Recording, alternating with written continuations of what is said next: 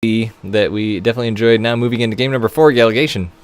Yes, Honey Bear versus Legend Integrity Gaming's Honey Bear. He's got his own Twitter and Twitch, as you might imagine. It's Honey Bear SC2 at the end of both of those. I'm going to post those in chat after my teary eyes after seeing something terrible from Burning Frog. And Honey Bear started craft with Brood War in 2000, started StarCraft 2 in the Wings of Liberty beta. He got sucked into the StarCraft 2 scene by watching casts and different players play. Decided he wanted to play against the best of the best and started playing competitively himself. He boasts consistent growth over 4 years of play, getting GM in 2012 on an alternate account, and continues to improve over time. His opponent tonight is Legend. And I believe Legend is actually the one that we do not have a bio for. MicroGamerZ manager Fosta sent us a very good list of bios, but he did not send us a bio for one of the players that we'll be seeing tonight. Maybe they've got a grudge against each other or something. And then gave us a bio for one of the players that we won't be seeing tonight. So I wonder if he was just confused as to who was playing and who wasn't. At any rate, Legend, his name says it all. That's all I have for you. We'll definitely keep that on file for when that player does play eventually, and if we cast that game. But we definitely thank our teams for giving us some awesome profiles this evening for the players and the teams themselves. We enjoy introducing these players and teams to you so everyone can get to know them. But moving into Galaxy Viridian, one of the cool partnered maps we got from the Galaxy mapmaking team this season. In the upper right-hand corner, wearing the red carapace, it is XLG Barcode. Also known as Honey Bear. In the bottom right-hand corner, representing MicroGamerZ as a Terran, it is Legend. So first Terran on the field this evening, coming out and representing the Terran race as well. We've seen a lot of Zerg and a lot of Protoss so far. What will we see out of Mr. Terran tonight? Who knows, indeed. A lot writing on him being the only Terran representing. I'm sure Troy is crying his Terran tears. Well, I don't necessarily know that he's crying. Could be excited. That's true. That is true. He does excited to see the Terran brethren. Yeah, he may be crying happy Terran tears of joy. That does happen also quite a bit. But we do see a gas going down here shortly after the barracks, and that means only one thing. It means Reapers. So there will be some Reapers to scout around the base of the Zerg, and really why not in the TBZ when you have such a versatile unit such as the Reaper and can get such valuable information to keep yourself alive. It's pretty much a win-win situation there. You can also do a lot of damage, too, if the Zerg doesn't know how to deal with it. I imagine that Zerg players at this level have to just expect it at this point in the metagame. You know, you just see it so often that they've just got it down. They've gone up against it hundreds of times. They know what they're doing. Burning Frog asking WTF map this is. It does say right here in the corner that it's Galaxy Viridian. We also mentioned it as well, but just giving you a hard time. This is one of the cool maps. We did partner with the Galaxy map-making team, so we have a couple of their maps in the rotation this season. They are eye candy, let me tell you what. They are pretty neat. It is fun to watch. I really wish, I don't know if you remember, I think it was IEM or MLG. It was MLG, I think, because I emailed them and asked them if we could use their stuff, and they said no. They had these really awesome map intros where flying through the map and stuff. I really wish we could do something like that with these maps, because these maps are pretty awesome. Reaper on the field for Legend, going to be moving on around.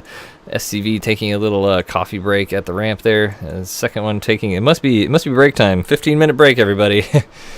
SCV taking another little break here on the ramp at gosh, I gotta keep remembering his names. The barcode's throwing Honey me Bear. off. Honey Bear. Thank you for using your names in the game, people. Speed coming down from Honey Bear as well, so that is going to assist him in dealing with the Reaper, as it is now moving into his main base. A Reaper and an SCV. Not sure why the SCV is still hanging around, just kind of distracting the drones a little bit as the Reaper does get some shots off. One drone is looking a little low, but some drones trying to push it back and does Get, oh no! Oh, man, I love that. It's actually really hard to do. I try and do it sometimes, and it's pretty hard to get that timing just right. Just before it dies, turning into a Spore Crawler.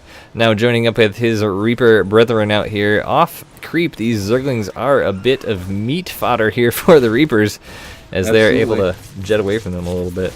Now 2 Queens are coming out as well, and the Zerglings continue to give chase, but neither of these Reapers has taken fatal damage yet.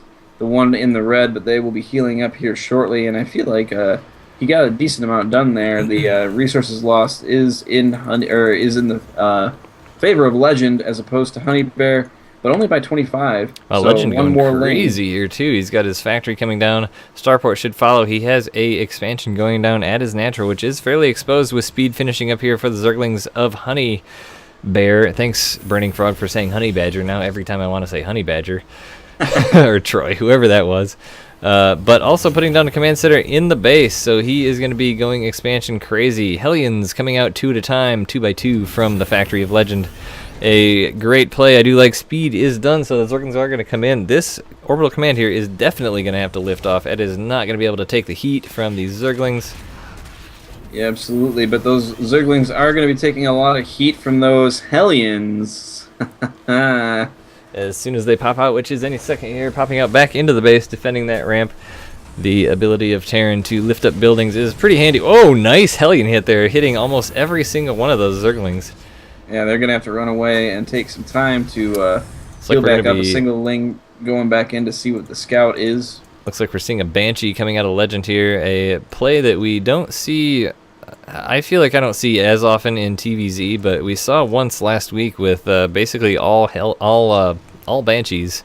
It was against Protoss, but man, when you get a critical mass of Banshees, they are pretty hard to deal with. They are mean. They certainly are mean, unless you have air units, and then they're not. Probably one of my favorite things out of Terran against Zerg is this early game force of Reapers and Hellions, because they're both very fast, and if they do get up on the field, they can keep that ever so important creep spread down. Looks like he's just kind of hanging them at home, because this expansion out here is quite exposed, as he saw with the Zerglings running in, so needs them at home to defend. Yep, and I think Honey Bear is just waiting for his right opportunity, but the numbers of Hellions continue to increase, and frankly, Honey Bear's just kind of hanging out with his queens and his... Oh, he's getting lair tech now, and it looks like he's completely ramped off the front side of his base, so they're going to have to take the long way around, and there are definitely plenty of queens there to deal with it. That Spore Crawler that was morphed in by that injured drone is still around, so Cloak not being researched by Legend, he's just going with straight up Banshees. Not a terrible idea here, but not really doing anything with it just yet, just kind of hanging in there. But these Hellions are now coming in, and that is a pretty significant number of Hellions, so even if these Queens get in the wrong position, they can take some damage, but the wall here protecting against these clutch group of Zerglings, one Hellion just kind of poking away. Actually only hitting about one at a time, so a SCV will probably pretty shortly come over here and repair that. Double gas down at the natural expansion, although only one SCV is diligently working on those. Hellions did move in there. Queens shoved them back. Now they're going after this third hatchery that was not canceled. Not at all. That's 300 minerals you'll never see again. Refund policy expired on that one. Yep, but a lot of Lings at the front here now, and also going for that good old Spire. Banshee now in the back of the base. Yep, Banshee hitting is actually going to probably take out that Queen if he would have had one or two more shots, but that Spore Crawler did reposition itself there. Yeah, you got to be careful. I mean, you always want to try and grab that, but you're not always able to. Yes, third base going down once again for Honey Bear, and the Zerglings thought about chasing down these Hellions there for a second, but they ended up having to pull back because these Reapers are here. Good. Ha! That's actually interesting. The Reaper can hop up on that tower there, which you would think they couldn't because of the rocks. Interesting. Yeah, but Legend knew about it, and now Honey Bear is just as surprised as we are. Well, at least he thinks it's funny, as opposed to anything else. But the Zerglings here of Honey Bear are going to be working on the rocks here, it looks like, of Legend's expansion. Those Reapers are still very annoyingly sitting up on that cliff, although an Overseer does come up and allow the Queen to take them out. One does fall, and the Zerglings still working on the rocks over here, trying to open up yet another door into Legend's base as he walled off the other side. and defended it quite handily with Hellions. Those Lings are in vision of those supply depots, but he's not really choosing to engage with the Hellions that he has just yet. So he's busy microing in the base of Honeybear with his Banshee, which has now been taken up by a Spore Crawler, but did get a few workers killed. 4 to 3 is the total for both players, so fairly even on that front. Yeah, and it still hasn't seen that these rocks are about to fall. Now it looks like he's got an idea, as he was getting his Hellions together, but still not rallying them over there, so maybe he has no clue still. So these Lings might get in and do some damage here, because everything's down. There's nothing, there's no defenses here. Oh no, what are you doing? Get up the ramp! Oh no. Well, we know if Legend loses this game, it's because that supply depot is down, because he has plenty of units to defend. We'll have to see what he does. Lots of SCVs getting taken out here in the main base, although the Hellions now are creeping in from both sides as well as mines to fend those off. But he did lose almost a little over 11 drones, I believe. I think he had 2 or 3 lost before, so a significant amount of damage there done by Honeybear. Absolutely. He did have a Reaper in his third base mineral line, but those Queens were able to take care of that when Legend's attention shifted back to his main base. Man, that just makes your heart sink. It makes you feel so terrible, having had that happen so many times when you leave that supply depot down. It even makes my heart feel terrible seeing it happen. It's like, oh, jeez. Yeah, that hurts. So painful. I mean, especially when you know that he had vision of it for so long too. Like that red was just right there, easy to see, but was looking in too many places at too many times. But on the other hand, Honeybear is moving himself out very nicely across this map, getting that creep spread down pretty far on the right side and sort of expanding to the left. A good plan for this map, as you are sort of expanding away from your opponent, especially with that creep going down. You can reinforce relatively quickly. And, you know, for me anyway, I do a good job of spreading the creep early in the game, but I sort of get distracted from it later. So the fact that any player, Grandmaster or Bronze League, that can keep focused on spreading that creep, especially if you can get the creep to your opponent's base, which it's getting close, is a big deal. But Roach is moving up the ramp that is newly walled off, taking out that supply depot. So much for that effort, but there are a lot of different units coming back to support, including those Thors and Banshees, which are going to be sad times for Honeybear. Yeah, he's going to have to get out of there. If you looked at the, I looked at the army supply just before that engagement happened, and it was not in Honeybear's favor, and continues to not be. But it looks like not the position you want to be in is Zerg too. He's only at 78 supply on the army front, and that's especially going into a 4th base here, not exactly where you want to be. But he's focusing a lot on macro this game, and not a ton of aggression. He has a couple macro hatches out here. Now he's going to be probably swinging into getting close to that 200 army. Yeah, and he's going for that ranged Roach Hydra style. Ooh, has look some at this upgrades. hive I think that'll be coming good down. against this tech. Yeah, he's got his hive going down, and tunneling claws for the roaches. Right. He does have burrow as well, so those are ready to go as they are.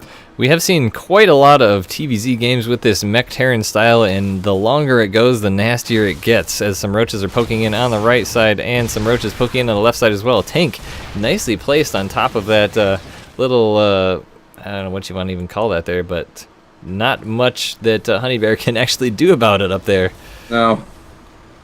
He does have that burrow, though, so they were able to kind of heal up and head back home. He was attacking on 2 fronts, too, and that was pretty good, but Legend had some great infrastructure set up to be able to defend against both of that tank being very smart. And he has a mine there, too. Wow, really good positioning on that mine. Really taking advantage of the features of this map.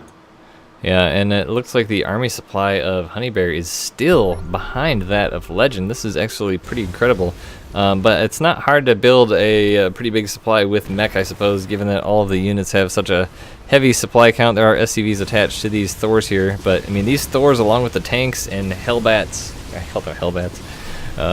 you know, it's a pretty tough army to deal with. And you know, the roaches coming here and finding the tanks off guard a bit, jumping in and getting some kills there, but all those roaches are going to be taken out so quickly. Oh yeah, they took huge amounts of damage. There were just so many tanks. As soon as they popped up, large splash damage going down. Now it's mostly just the Hydras and a few of those roaches left over. He's going to have to go back. He did get some Vipers made, and they are kind of hanging out, trying to get some of that energy up off one of those hatcheries. So those we don't see those a whole lot, it seems, and they're very powerful units. So I do love seeing some Vipers. Vipers are one of my favorite units in the game to watch a skilled player use, but I mean, that army was not impacted all that much from Legend, although Honey Bear is now in the army lead.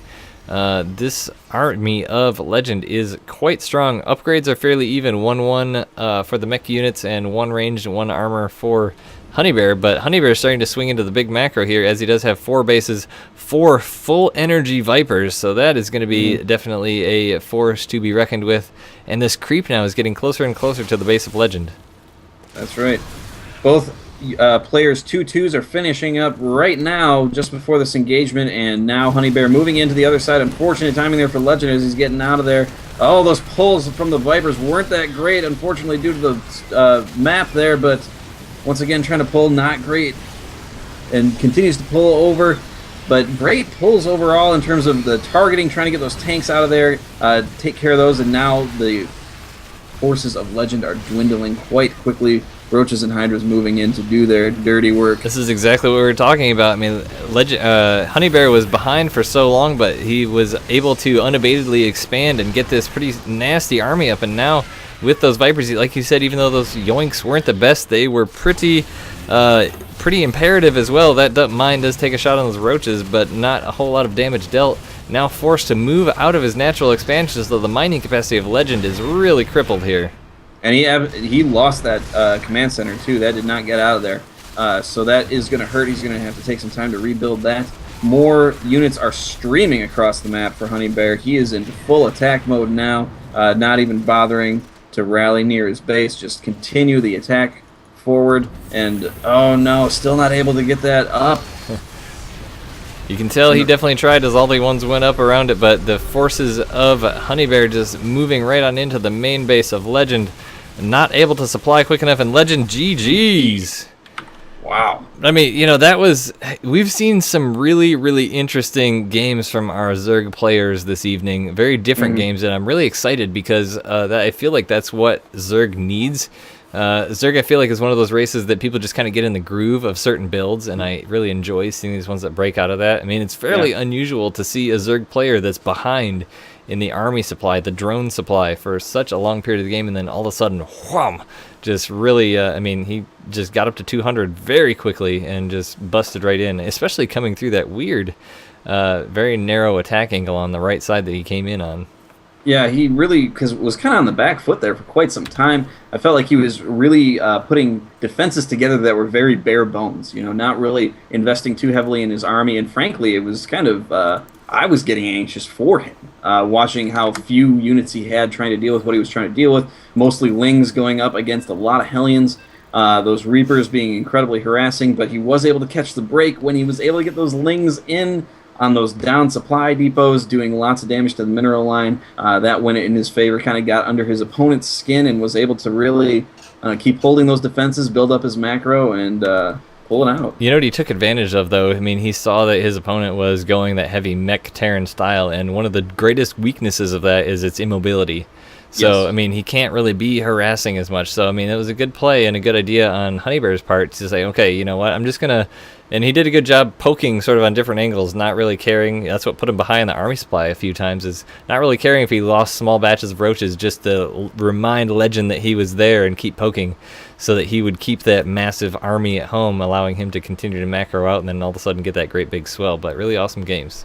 Absolutely. So that puts the score at 3-1, favoring Integrity Gaming. So MicroGamerZ is on the back foot.